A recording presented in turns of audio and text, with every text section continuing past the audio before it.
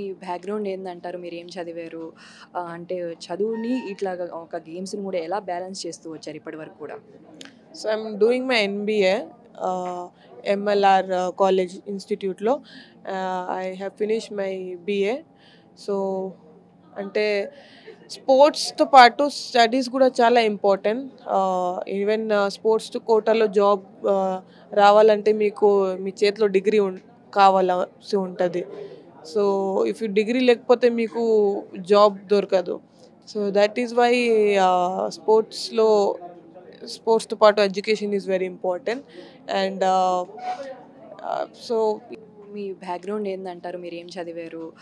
అంటే చదువుని ఇట్లాగా ఒక గేమ్స్‌ని గూడా ఎలా బ్యాలెన్స్ చేస్తూ వచ్చారు ఇప్పటివరకు కూడా?